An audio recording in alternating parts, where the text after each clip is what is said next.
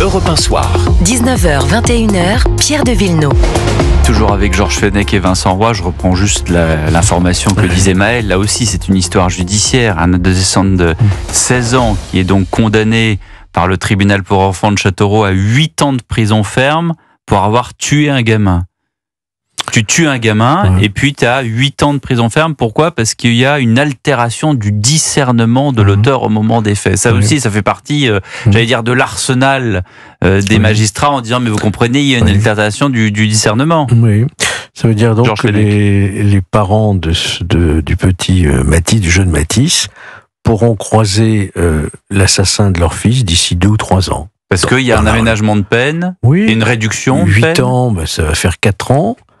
En libération conditionnelle, plus les réductions de peine, dans 2 ou 3 ans, ça fait déjà 1 an qu'il y est. Donc, dans 2 ou 3 ans, ils pourront croiser. C'est quand même. Ils pourront le croiser en train de poignarder un autre gamin. Et là aussi, un autre juge dira, ah ben vous comprenez, il y a eu une alternation du discernement. Voilà. Donc, vous voyez, notre société ne protège pas les victimes. Ça marche pas. Elle ne protège pas les victimes. Là, c'est tout un système. La lettre de la maman. Qu'est-ce que tu veux faire ?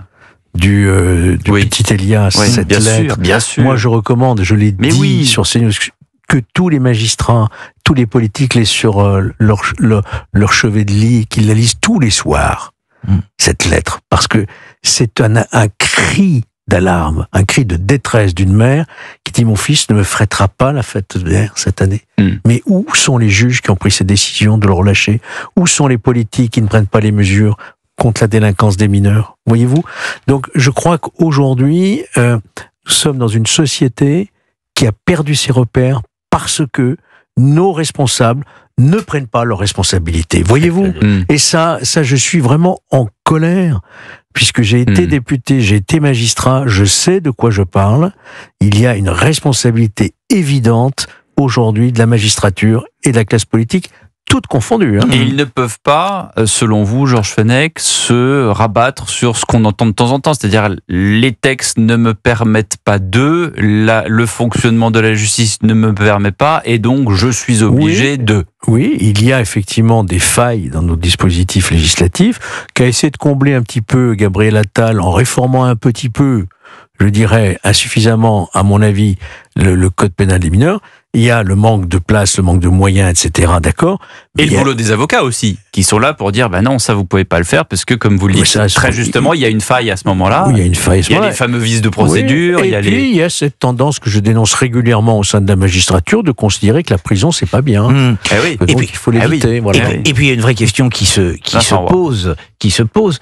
À partir du moment où vous constatez dans une société que beaucoup de crimes sont perpétrés par des mineurs précisément, que vous avez une recrudescence de crimes, d'exactions, de violences, il s'agit à un moment, de faire ce constat, et 2, de prendre les mesures nécessaires, c'est-à-dire une réforme de la justice des mineurs. Elle a eu lieu en 2021. D'accord, mais à l'envers. Elle a encore affaibli la réforme 2021. Ce qu'a fait Madame Belloubet est juste une mise catastrophe. en application par Monsieur Dupond-Moretti, c'est une catastrophe à contresens historique. Non, mais c'est une catastrophe. Quand partout on vous dit qu'à la première petite infraction, il faut sanctionner immédiatement pour que celui qui a commis cette infraction ait bien conscience du mal qu'il a pu faire à tel ou tel individu et par conséquent à la société. Là, on vous dit non, attendez, on vous présente au juge, on va réfléchir à tout ça et vous serez jugé 6 mois ou 1 an après. C'est la fameuse césure du procès pénal. C'est la fameuse césure qui a été inventée en 2021. Non, franchement, c'est une idée.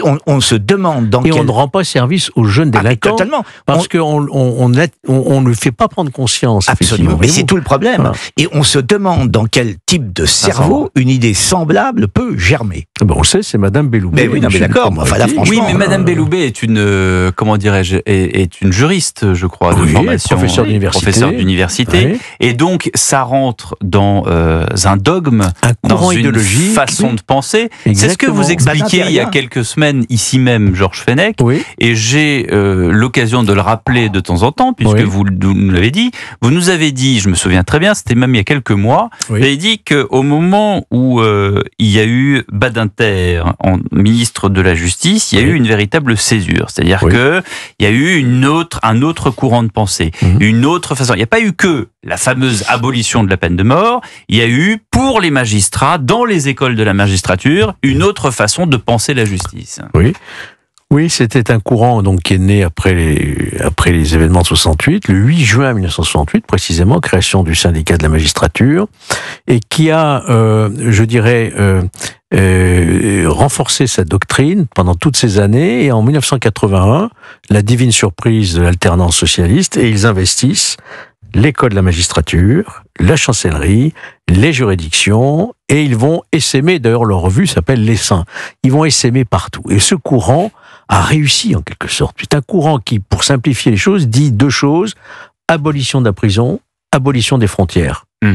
Et qui l'a mis en application. Et aujourd'hui, qu'est-ce que nous avons?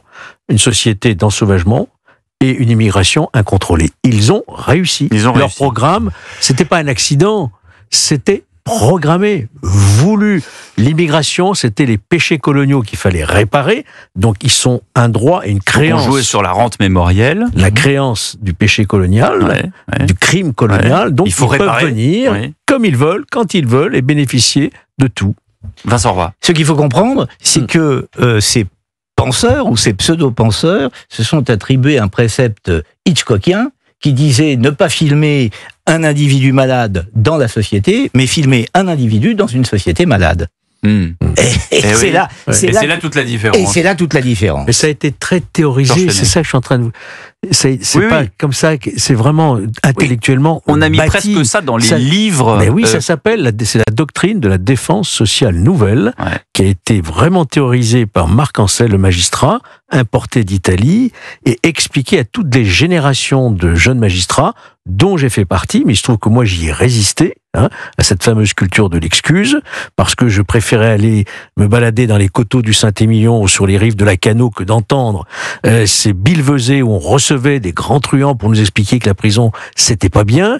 J'ai compris à ce moment-là qu'il y avait une école qui était une pépinière de révolutionnaires avec un entrisme trotskiste qui allait détruire pierre par pierre tout l'édifice sociétal en commençant par la justice. Mais aujourd'hui, vous avez un retournement de situation. Alors vous allez me dire, la vie est faite de cycles. Moi, je crois aussi beaucoup aux cycles. Mais en attendant, à gauche comme à droite, même dans une certaine gauche, la gauche sociodémocrate, on dit aujourd'hui, il faut une réponse pénale. Alors, qu'est-ce qu'on fait?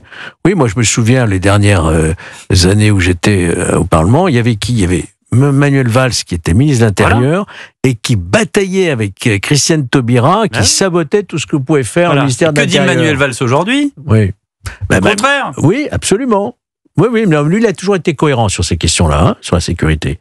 Mais par contre, vous aviez un courant qui était celui de Madame Taubira, qui ne voulait rien entendre. On ne considérait pas le récidiviste, par exemple. On traitait l'exécution des peines des récidivistes en l'alignant sur les primo-délinquants. Il avait les mêmes permissions, les mêmes libérations, pareil. Oui, enfin, Madame Taubira avait pris ses leçons chez Monsieur Badinter.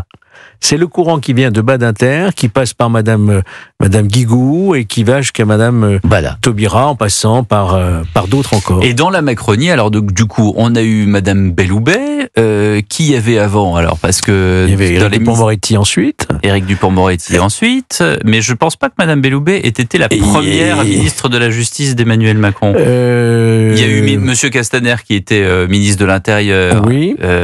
Après Monsieur Collomb. Après Monsieur Collomb. Et puis il y avait quand même l'éphémère président de la Cour, l'ancien président de la Cour des comptes là. Oui, mais il y a eu Monsieur Migaud, juste avant. Et ça c'était dans le gouvernement Barnier, personne n'a compris parce que il y avait Migaud et de l'autre côté il y avait Retailleau.